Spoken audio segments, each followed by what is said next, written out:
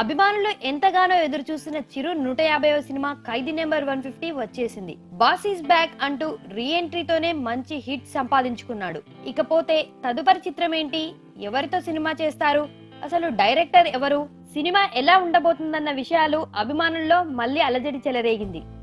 అభిమానుల అలజడి ఊహాగానాలకు చిరు కుమారుడు హీరో రామ్ చరణ్ స్పందించి క్లారిటీ ఇచ్చేశాడు.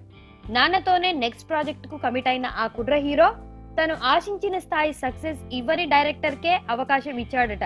దీంతో అబ్బాయిది పెద్ద మనసా లేక తొందరపాటుతనమా అన్న డైలమాలో పడ్డారు సినీ జనం. ఖైదీ నెంబర్ 150 సినిమాలో నిర్మాతగా సక్సెస్ అయిన Ram Charan Konidela productions company banner పై మరో చిత్రాన్ని నిర్మించేందుకు సిద్ధమవుతున్నాడు.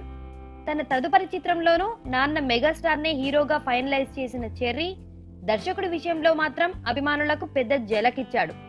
చిరంజీవి 151వ చిత్రానికి సురేందర్ రెడ్డిని దర్శకుడిగా అనౌన్స్ చేసిన సంగతి తెలిసిందే.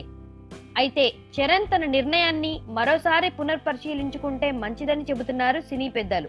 సురేందర్ రెడ్డి ట్రాక్ రికార్డే ఇందుకు నిదర్శనమని అభిప్రాయపడుతున్నారు. ఇటీవలే రామ్ చరణ్ తో ధృవ సినిమా తెరకెక్కించిన సురేందర్ రెడ్డి అంచనాలను అందుకోలేక కాస్త డీలా పడ్డాడనే వాదన ఉంది. అయితే మెగాస్టార్ 151వ చిత్రం సురేందర్ రెడ్డికే బాధ్యతలు కట్టబెట్టడం వెనుక కారణమేంటో తెలియక మెగా ఫ్యాన్స్ సైతం తలలు పట్టుకుంటున్నారు.